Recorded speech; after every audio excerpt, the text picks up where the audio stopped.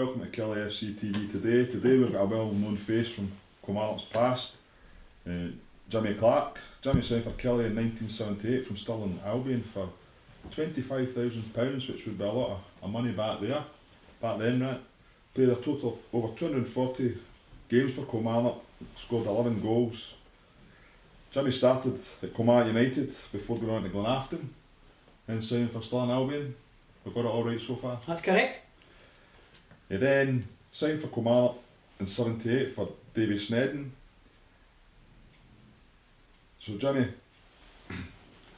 your footballing start, how did it all become about? What teams did you play as a youth? I played with a team called Redburn Rovers when I was 16. The year before that I had went to Belfield Boys Club for a trial and stood on the side and not got a game. So I followed Kilmarnock for a year. So I didn't play for that year, and then I went to Redburn Rovers when I was 16, played a year there. Then I went to Kilmarnock United when I was 17 and played a couple of years there, then went to the Glens and played up there and got spotted with a guy called Tam Kerr who came from Cumnock, who taken me up to Stirling, and I played a trial at the end of one season, another trial at the start of the next season, and they signed me. You won the Division 2 as champions when you were at Stirling Albion? We did, yeah, we did, aye. That was never bad side, 77, is that right? 77 I think it was. Right. So obviously Kilmarnock came calling. Was there much of a decision to be made when Davy called you, or was there other clubs interested at that time? Not I know of. What actually happened was I had fallen out with Stirling because I wanted my appearance money at Stirling into my basic. They didn't want to do that, so I said I wasn't going back until they did that. And it was Shanks, who was the manager, said, well, we'll put you at the game. I said, well, you'll just need to put me in the game. And he actually phoned me on the Thursday night. It was a Kilmarnock fair. The Thursday night he phoned me and he said, if you don't come back, we'll put you at the game. I said, well, you just need to put me at the game. On the Friday morning, I got up and I went to the golf. Anne was in the house. I said, I'm going to the golf because my head was up my backside because I thought I wasn't going to be playing football. Went to come back for the golf and Anne said, there's a phone call for you, you have to go to Kilmarnock. And I thought, aye, that'll be right. Because Dad's pal, big Tony Morrison, was always phoning me, says, it's Rangers here, but I want to sign, want to come in. And he was always at wind up. So I said, that'll be big Tony again. And she says, no, it sounds right. I said, I'm not going to Kilmarnock. What chance are you going to Kilmarnock? Tony's at his wind up. She says, no, it's real, it sounds real. I says, no way. So she phoned Rugby Park to see if I was to get to Rugby Park, and it was right enough. So I went to Rugby Park and I signed, and that was just like that. No quibble, no quibble, that was it. Boyhood team, that was it. That was it, aye. That was, just like that. So those days, what early days do you remember back then? Because Kilmarnock were a wee bit of a yo-yo team. Yeah. Part-time team at that time. Part-time, yeah. It was, there were a lot of good players in the team. You know, at that time, Ian McCulloch had just left. He had moved down south. And Davy Provan just moved at the start of next season to Celtic. He just, because he was supposed to travel to Perth to play St Johnstone in the League Cup, and he didn't turn up. Here he did, that Wednesday night, didn't turn up for the bus. So he was obviously signing with Celtic, didn't want to cup ties up. But Stuart McLean was playing. Stuart was a really good player. Big Derek, Paul Clark. Well, the team runs off its... Yeah, so there were a few good players on that team, and Ian Gibson come in, Bobby Street come in for Aberdeen, you know. Yeah. Ian Gibson as well. Ian Jardine was there as well, although he later moved on to Thistle. That's right. So he did. You know, this, and then like in about, I think October, John Burke come in. John had a few problems up at Dundee United with Jim McLean, but he came in. They were well documented, the last interview. Yeah. So he came in October. But no, it was a good side. It was a good side, although I think Dundee, if I remember correctly, Dundee were still full time in that league. I think. So they won the league. But they weren't a bad side either. But we just managed to get up because we kind of we struggled a bit at home with a lot of draws and stuff. But we came stronger after Christmas, if I remember correctly. Right. So we did. You mentioned John there. When I interviewed him a few weeks ago, he mentioned the fact about part time. Do you wish you had the chance to go full time, and do you think that would have made a big difference? Yeah, that would have made a difference because once you get to Christmas when you're part time, you're playing against full time sides. It definitely does make a difference, I would say, because they've got the advantage of getting home after training to bed to go to sleep, whereas you're working all day and then get in training at night. So as the year rolls on, you get into February and March, you're starting to get really tired. I think it does make a big difference, yes.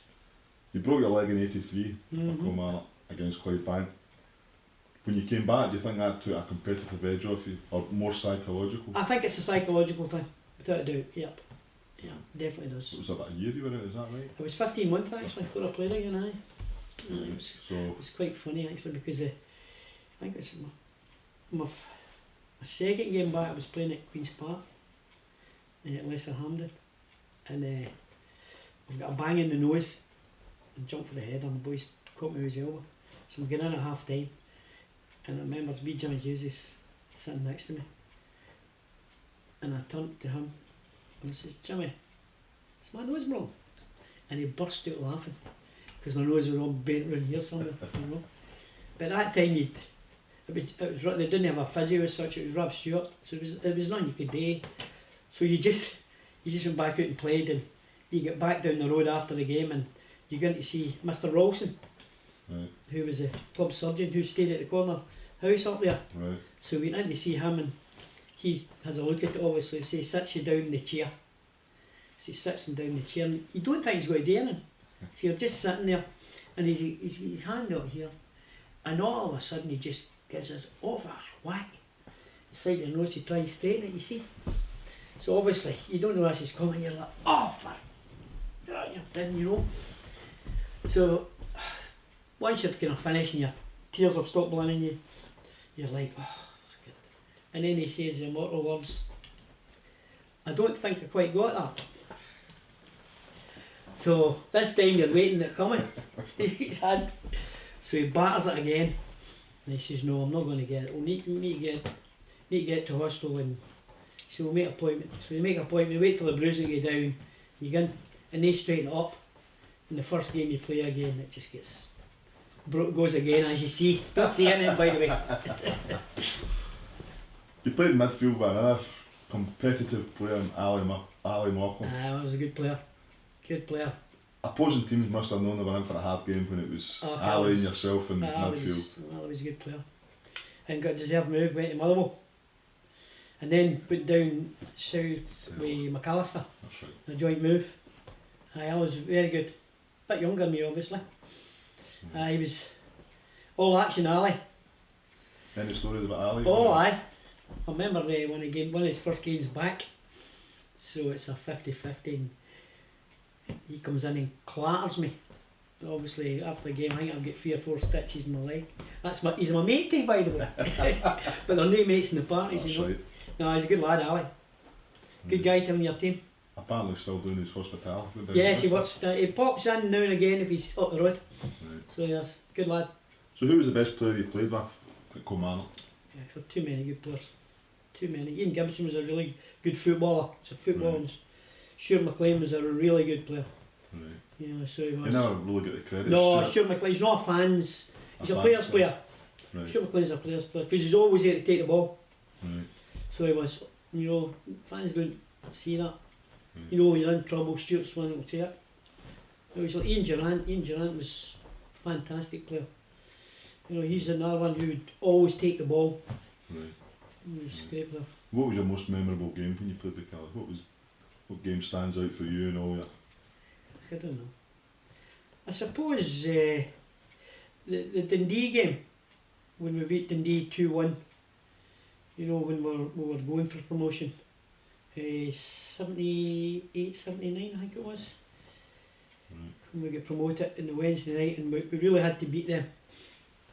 And it was just after Ross was born. It was round about the 24th of April.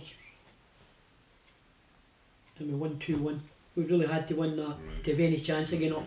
That was a really big game. A pivotal game in the season. It almost. was, because we stuck with the minute.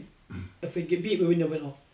And we had to win it to still have a chance of getting up. Right. So that was a really big game at that time. Who was your hardest opponent? Obviously, you just mentioned Ali Mauchline. For Yeah, I found John McMaster really hard to play. People ask me this question. I always found John McMaster a really difficult player to play against, because he was, if you stood off him, he could pick passes really well. But he was such a good one-touch player. If you closed him quickly, he'd play it away one touch, you know. But if you stood off him, he could pick 60-yard passes. So he was a really good player, and I don't know how he got the credit. And he got a bad injury against Liverpool. Right. But I thought he was a really good player. Right. You became assistant to Eddie Morrison. What was that like? I know, did you find that a good grounding for what was to come in years ahead? Ed was a great guy. You know, I liked Eddie. Smashing, great company. But the team were really struggling at that time. You know, it was hard, and you know, as a club they were struggling as well. So it was really hard going at that time. So it was. It's always easier when you've got better players. So it is. So when Bobby got the job and after Yep. Tots left, Yep. were you always earmarked to be his No, assistant? no, I was working in the community at that time. That's right. And Bobby was actually Jerry. He was trying to get Jerry in to be his assistant, but Jerry couldn't come in, whatever he was doing at the time. So I think he asked, if I remember, he asked Jim Stewart, but Jim was doing his goalie coaching stuff at different clubs, so he couldn't do it. So he asked if I would give him a hand. Meantime, because I was doing the community and doing that, and what actually happened was I started helping him out. So I think for a couple of weeks, and it just kind of went on for there. And then Jerry came in as well, and the three is going really well. Right. And it just, the three is gelled actually, you know, really well, and it went well. And to be fair to Bobby, Bobby said to me, look, he says, you keep your community thing going. And he says, because there's no way it might not work out. I says, you can't really do that. I says, if it means that it all goes pear-shaped, means it's just used to taking the fall, and I'm in it and I'm not really in it. Right. I says, I've really got to either be in it or not be in it. So, Right. so I gave up the community thing and just. Good decision. It turned out a good decision, but could have went another way. Right. But it was a good decision now. But it was only The first year, bit like the team just now, the team were struggling, and you managed to avoid relegation the last day. I think Gary Holt scored a header to get a against draw. Aberdeen. Yeah, so week before the cup final. Yeah, the good story of that one is we were at a coaching course at Largs, and Roy Aiken was there, who was the manager of Aberdeen at the time. I don't know if you remember. Yeah, I remember. So Roy's the manager, and it's only about 3 or 4 weeks before we're due to play Aberdeen, as luck would have it. So Roy Aiken asked a question, whoever was doing the thing, he asked a question about being in Europe. Now Bobby, being Bobby, stood up and says, all right, you don't need to worry about being in Europe, because Aberdeen were really struggling. So as fate would have it, our last game was against Aberdeen. Now Roy obviously would remember that. So we were sitting in the dugout thinking, oh God, Aberdeen, because it's just a week or a couple of weeks before the cup final. Right. But luckily we managed to get The point. the point. That must have been a great relief on the build up to the cup final. Because you're obviously you're in the final before that game. Yeah, that's right. And That's it would have right. been a shocker if you. If it had well, we didn't play. I think it would have been, was it Airdrie we were going to be playing? I think it was Airdrie, which would have been a tough game. Right. I think it was Airdrie. So you made the cup final. Yeah, great day. What's your abiding memory of that? We'll do another interview for another day in the cup final, just the cup run obviously. But the abiding memory is actually the way we won the cup. It was a great day all in. At the end of the day, it was Paper Roses ringing round Hampden. It's one of them. But the other one is how we won the cup was for a set play, right. which had been worked on. Right. So it was a good which scarf by Paul Wright. it was a scarf, but the actual the move up to it. move up to it was actually a rehearse. Right. So that you as a coach must be. Well, it does. You know, that gives you a bit of satisfaction that not just me, but the three of us. The three years. Yeah. And you obviously left to go on with Bobby to Hibs and then Yeah, well then Bobby went yeah. Bobby went to Plymouth. Yeah. Any memories at Hibs? I know that we never went. It was Hibs, it was Bobby threw a lot of young players in and they did well. They did, because when he went into Hibs, believe it or not, Hibs had 52 full-time players. That's a fact. And he was really taking in there to cut that, to be honest. Well, in my opinion he was. But he gave a lot of boys their debuts, like some Brown and that. So he did. So he did well, he flung a lot of young boys in. But everybody thought because we beat Rangers and Celtic in the way up to that League Cup final, that was an automatic they beat. I didn't think that. I must admit at the time I thought that's going to be an even harder one, because everybody thought it was just a walkover. It never works that way. No, it doesn't. The Celtic proved it the weekend. That's right. Once you think things are automatic. You've had a long career, both as a player and coach. Yeah. What was your highlight as a player and what was your highlight as a coach? So coach is an easy one, is winning the cup with the team you supported as a kid, you know. So that's an easy one. As a player, probably signing for the club. You've supported it as well as a highlight. Although I must admit, I had a great time at Stirling. A great time there as well. Great bunch of boys out there. I think most clubs you go to, you find there's a great bunch of boys there. So and finally, Johnny, a message for the Killie supporters in these troubled days. I'm